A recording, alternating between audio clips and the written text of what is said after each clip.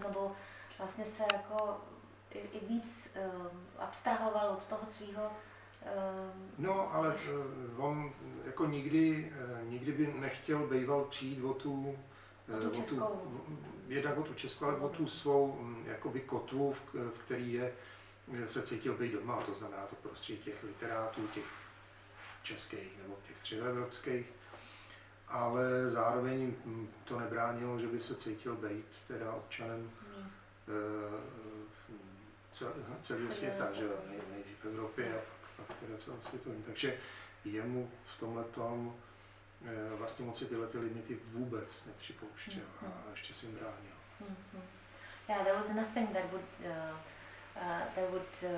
that could be located at any kind of a moment in his being. I think it was his whole life that he was limitless in connection to all other people.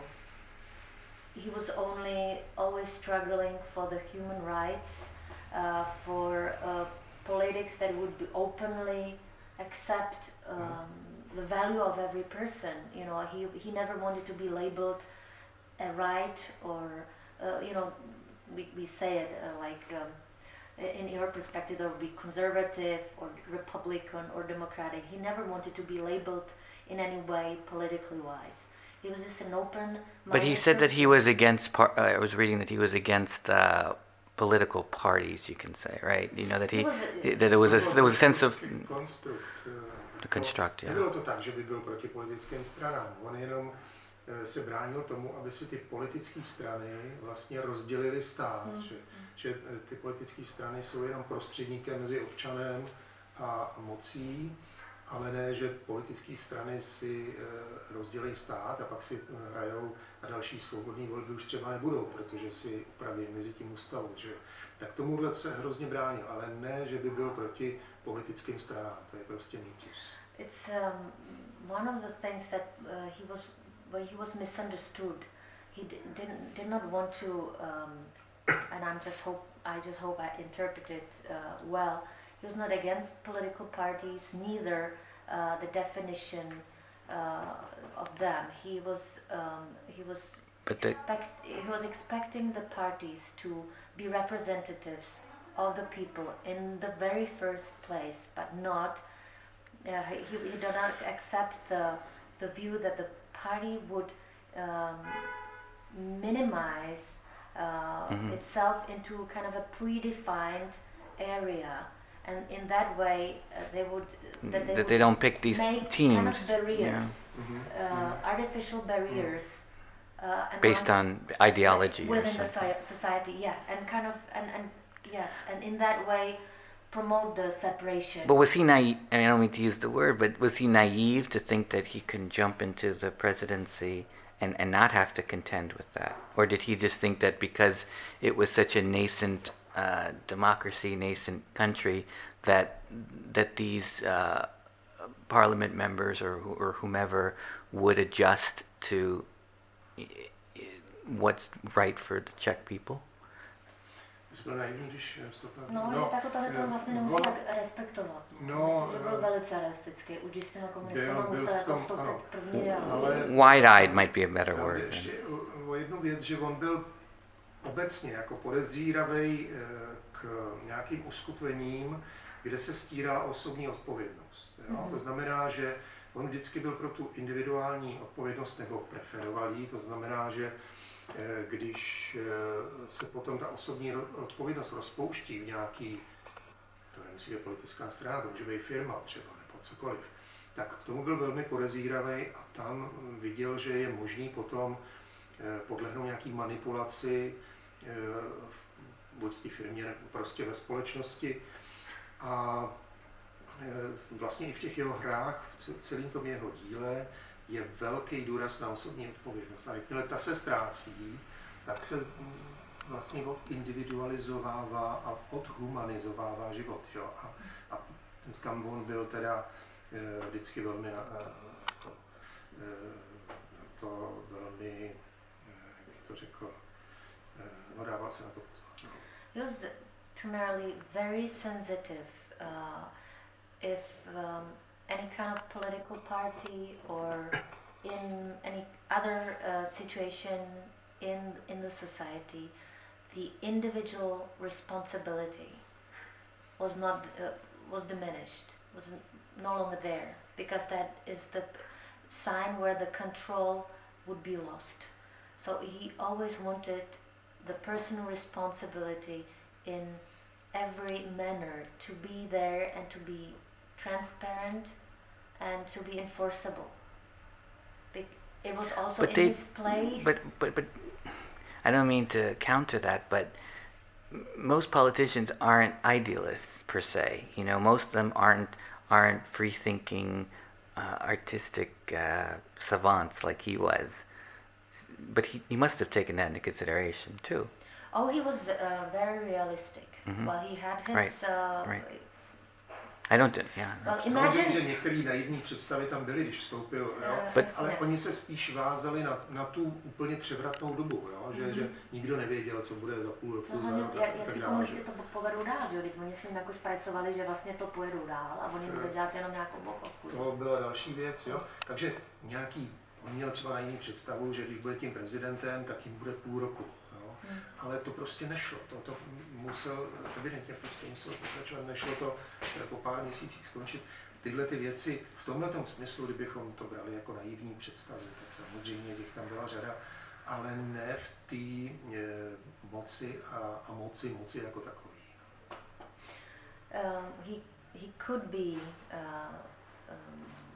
perceived as naive or idealistic in the perspective of his all of his thoughts and work, until the moment when he reached out and got in touch with politics.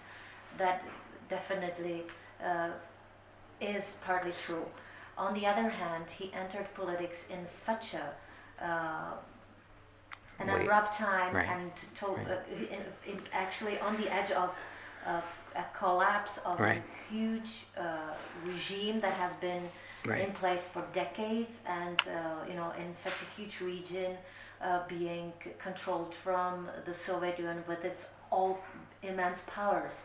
So it was such a dramatic moment that he had to be realistic in some way. On the other hand, he himself could not see for how long he would play his role, what the regime at the collapse would allow him to play the role, and which role he would be given. So he didn't see 13 years, right? Absolutely. He entered into the dialogue with the communists, and I believe the dialogue has been evolving and changing, many times a day, until the role kind of.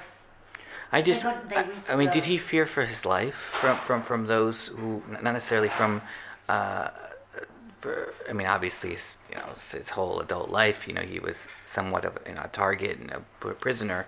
But once he was thrust into that mantle of being president, were there those in Czech who really resented the fact that he lived such a full life? I mean, for most Czech, citizens, they couldn't imagine living such an extraordinary life. I mean, did he fear that, that there were those even within that he couldn't trust, that were among his cabinet or things like that?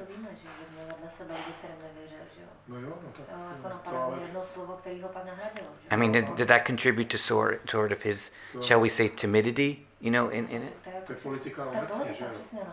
Yeah, surely. Yeah, this is the basics, and this is the basics of politics. You never have only people that you easily get along with and who are in line with your expectations and your moral values and everything. Right. Surely that the group was that broad, and he knew that with some of them he had to make a bigger compromise, but certainly he could not take the role as a single fighter or a single person. He had to be a part, or he became a part of the whole political representation and had to make the compromises politics require. No a on byl na ty kompromisy připravený, ale pak byly věci, v kterých opravdu neustoupil ty, který považoval za základní. No, anebo prostě ta lidská práva, nebo cokoliv v tomhle, tak to neustoupilo ani lehký. Yeah, so he had to do, as every politician, compromises, but certainly there were areas of his absolute inner value, such as human rights, but he would never and had never made compromises in. But even those in his, shall we say, former underground literary and theatrical, as we say in English, posse, you know, his friends, and I mean, did they feel a sense that he jumped to the other side, perhaps too abruptly or too needlessly? Did they think that the cause was better served from the outside looking in? I'm just curious how his colleagues from the Samizdat days and his theatrical troupe responded to him becoming the nation's leader. To byla jejich celková práce, ne? Že prostě se z disentu, no, že se ptá, jestli prostě ty jeho přátelé, podporovatelé, jako to byl základ té jeho suity, že jako v počátku, to jako především od nich se to celý jako vyjelo, že se tam Klaus prostě přicpal, tak to that probably contributed to his reluctancy. I mean, I saw in the film it's sort of presented as that timidity is what led to his courage, with the sense that when you have tremendous weight on your shoulders, it to become a leader, you almost betray that in a way. You betray that sense of resistance. But he kept his, like you said, his convictions intact. So. No, taky to rozhodnutí nebylo snadný, že? Protože on věděl, že z té chvíle, kdy si mohl vybírat lidi kolem sebe a svoje přátelé a tak dále, musí změnit někoho, kdo už si ty lidi nevybírá, že jo? A to prostě, to je vždycky problém, když vstoupíš do toho. Občanský fórum, tam to bylo přirozeně. Začalo to jako přirozeně, ale v tu chvíli se na to začali nabalovat lidi, kteří už jako... Už tam šli s tím záměrem. Samozřejmě, nebo původně třeba i čistým záměrem, ale samozřejmě se s nich pak vyklubali třeba nějaký prevíti, ale to už to je jako revoluce, to můžeme být rádi, že jsme zažili sametovou revoluci a všechny předchozí lidi byli utopení v krvi, že? Takže to jako všechno vlastně dopadlo velmi dobře. Ale tohle to si myslím, že mu vždycky scházelo, že už si nemůže ty lidi jenom vybírat tak, jak on chce a je odkázaný na to se bavit s jinýma, kterýma nechce, ale to je v politice prostě úplně normální. Myslím, že mu bylo jako dáno ta radost, že aspoň v tom počátku se mohl obklopit. No to jo. No, jako na Hradě, tam si lidi vybíral, že jo, ale obecně v té politice si nemohl vybírat. To už pak i volby prostě jako nedovolí a je to tak, jak to má být. A je to správně. Přesně. Yeah, well the thing is that in the first days and weeks and perhaps months, the whole energy and the whole empoweredness of people was led by his close friends from dissent and from people he was very befriended with and he knew closely and could absolutely rely on, and those was a huge group that initiated the first struggles, right? And they followed with him. They were still present and around him as advisors and in many positions during his presidency time. But the longer there he was, and the months and years after, when democracy was established, with the whole system of elections and everything that has to do with the democratic life, he had to count with the fact that the more he has to, that he's actually supposed to get used to having people not only from his heart and his selection and with the trust that he had in the first week.